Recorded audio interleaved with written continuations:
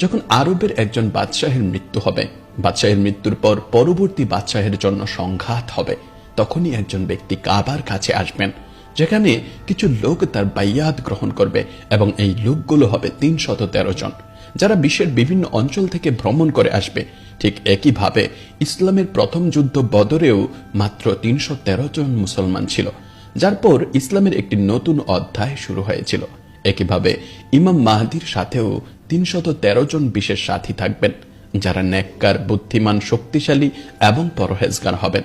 এবং অনেক হাদিসে আসে যে তারা এমন মানুষ হবেন যাদেরকে দুনিয়াতে কেউ চিনবে না, কিন্তু আল্লাহর রহমত তাদের কাছে বড় মর্যাদা থাকবে এবং তাদের মধ্যে একজন মানুষের কাছে 40 জন মানুষের সমপরিমাণ জ্ঞান থাকবে। এবং এরা শুধু নেতা হবেন না, বরং ইসলামিক কমান্ডার, স্কলার এবং চিন্তাবিদ হবেন।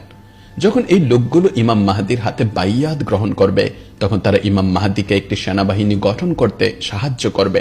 যখন ইমাম মাহদির আগমন ঘটবে, তখন সেই মুসলমানরা যারা মজলুম জীবন কাটাচ্ছে, তারা ইমাম মাহদিকে সমর্থন করতে যাবে, যেমন খোরাসান, ইয়ামেন, ইরান, আফগানিস্তান, ইরাক এবং সিরিয়া।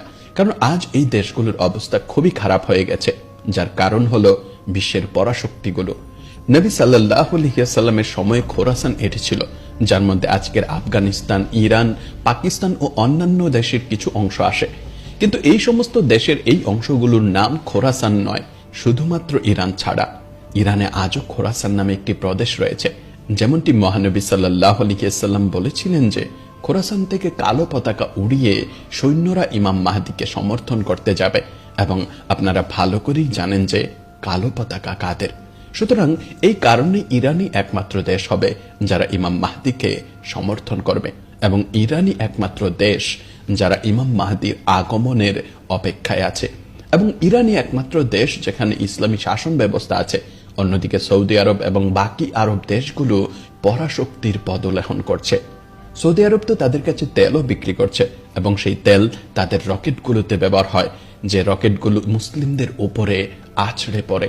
যখন খোরাসান থেকে সৈন্যরা ইমাম মাহদিকে সমর্থন করতে যাবে, তখন পুরো বিশ্ব জেনে যাবে যে আরবে একজন ব্যক্তি ক্ষমতা অর্জন করেছে, যা অনেক পরাশক্তির জন্য হুমকি হবে।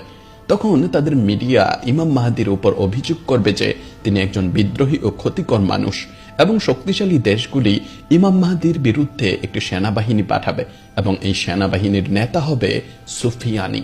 সুফিয়ানি একটি ফিতনা হবে, যার পেছনে পশ্চিমা দেশগুলি থাকবে। এই ব্যক্তি দেখতে বড়ই ইবাদত গুজার হবে, কিন্তু আহলে বাইয়াতের অনুসারীদের শত্রু হবে, এবং সিরিয়া থেকে বের হবে ও মুয়াবিয়ার বংশধর হবে।